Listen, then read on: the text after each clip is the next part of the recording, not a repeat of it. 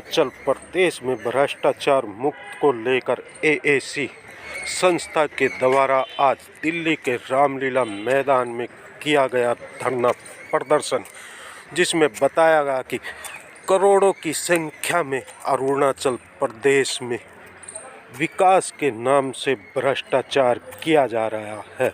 वहीं इन संस्थाओं के द्वारा आरटीआई लगाकर भ्रष्टाचार की पोल खोली गई और आप सामने तस्वीर में देख सकते हैं जो फाइलें आपको नज़र आ रही, ये सभी अलग अलग डिपार्टमेंट में जो भ्रष्टाचार हुए उनकी फाइलें हैं।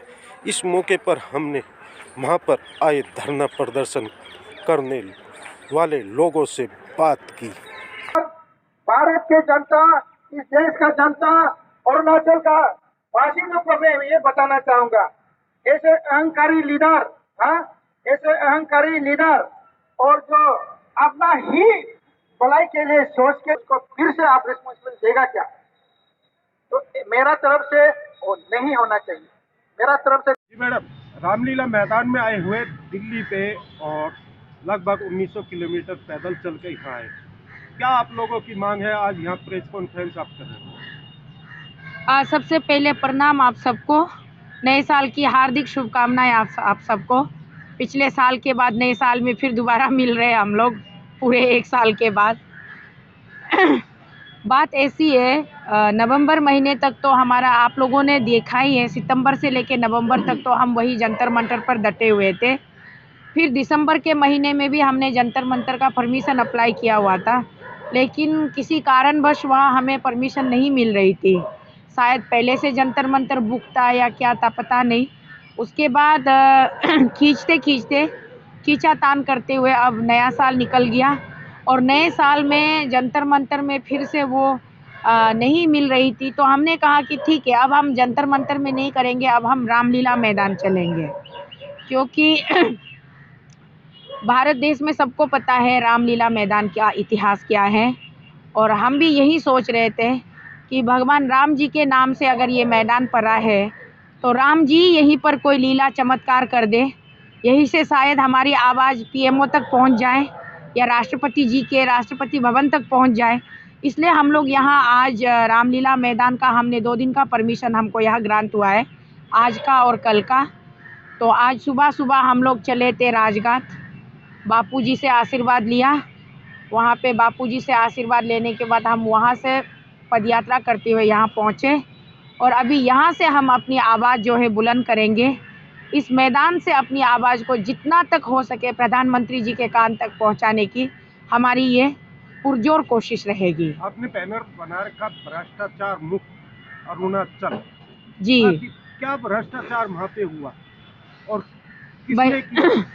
भैया, एक इंसान को ज़िंदगी जीने के लिए आज के आधुनिक भारत में सबसे पहले गांव में सड़क का पहुंचना ज़रूरी है, गांव में जल का पहुंचना ज़रूरी है, गांव में बिजली का पहुंचना ज़रूरी है, गांव में शिक्षा का विद्यालय होना ज़रूरी है।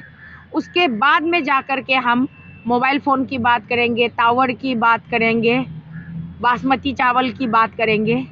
उनको हटा दीजिए, रहने दीजिए।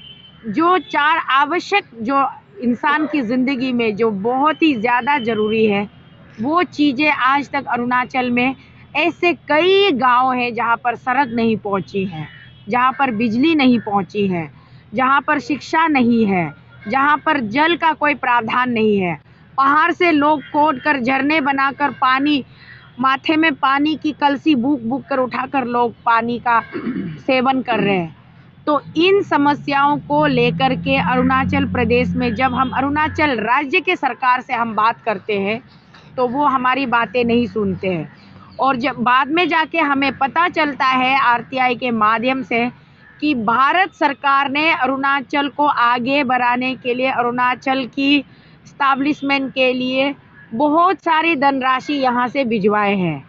तो आज के डेट में हमारा सवाल ये है कि वो धनराशि कहाँ पर खर्च किए गए हैं? मगर मोदी सरकार तो कहती है कि हर गांव में बिजली, हर गांव में पानी, हर गांव में रोड। इसीलिए मोदी जी से हम यहाँ गुहार लगा रहे कि मोदी जी कृपया करके 1 दिन या 4 घंटे का टाइम निकालिए। अरुणाचल आप जाते रहते हो, केवल राजधानी या फिर कोई जो कि आपका डिक्लेयर किया वाला स्मार्ट सिटी, उस जगह पासीघाट ईटानगर आप जाते हो, कभी आप अरुणाचल के कोने कोने चप्पा चप्पा जहाँ चीन का बॉर्डर है, जहाँ जो हमारा जो इंटरनेशनल 3 बाउंड्री से अरुणाचल सराउंडेड बाय, वहाँ जो जो बाउंड्रीज है, चीन का बाउंड्री है, भूटान का बाउंड्री है, म्यांमार का बाउंड्री है, वहाँ तक एक बार जाने की कष्ट कीजिएगा। आपको पता चलेगा कि आपके देशवासी कितने पीड़ा में जी रहे हैं।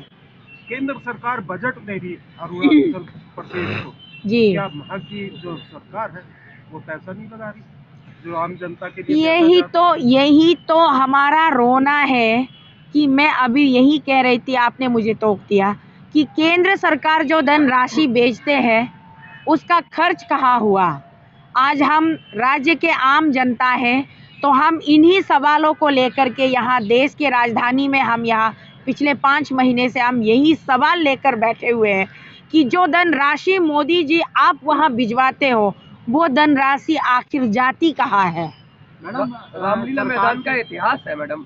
यहाँ पर जो भी धरना होता है उसका कुछ ना कुछ परिणाम तो होता ही है। वो चाहे अन्ना आंदोलन की बात करें या उससे पहले जेपी मूवमेंट की बात करें, यहाँ इतिहास लिखा जाता है। क्या लगता है आपको, यहाँ इतिहास फिर दोहराया जाएगा रामलीला मैदान में? जेपी आंदोलन ने एक इतिहास रचा था, इंदिरा गांधी की सत्ता छीन ली थी। अन्ना आंदोलन ने जन लोकपाल बिल के लिए जो एक हंगर स्ट्राइक उन्होंने अनशन रखा था, उसके वजह से दिल्ली में आम आदमी सरकार का सूर्योदय हुआ है। लेकिन हमारा सिर्फ केवल और केवल कोई राजनीतिक मंशा नहीं है। हमारी एक ही चाहत और एक ही हमारी डिमांड है कि सीबीआई और ईडी अरुणाचल राज्य सरकार के करप्शन के अगेंस्ट लगवाया जाए। तो हमें पूरी उम्मीद है, विश्वास है, जेपी जी यहाँ से निराश होकर नहीं गए थे, अरविंद जी, अन्ना जी यहाँ से निराश होकर नहीं गए थे। तो आज हम अरुणाचल अगेंस्ट करप्शन वाले भी पूरी उम्मीद के साथ यहाँ रामलीला मैदान में बैठे हुए हैं कि हम भी यहाँ से निराश होकर नहीं जाएंगे। जनता को मैं यही कहना चाहूँगी, हम सब टीम अरुणाचल अगेंस्ट करप्शन की तरफ से हम यही कहना चाहेंगे कि हमने कैसा सरकार चुना है, इस पर अभी हमें विचार विमर्श करना ही पड़ेगा। सरकार किसके लिए चुना जाता है? सरकार आवाम के लिए चुना जाता है। आवाम चुनता है सरकार, सरकार का गठन आवाम करता है। गद्दी पर आने के बाद वही आवाम उनके लिए बोझ लगने लग जाता है, वही आवाम से उनको नफरत सी होने लगती है। तो फिर सरकार किसके लिए है?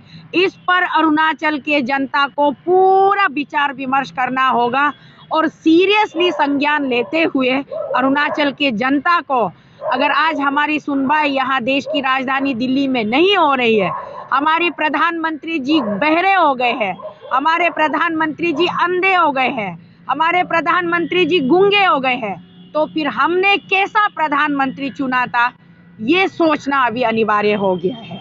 अरुणाचल के जनता को मैं ये अपील करना चाहूँगी कि ज़रूर सोचिए इस विषय में और आप खुद ही निश्चय कीजिए आपको हमको कैसा सरकार चाहिए।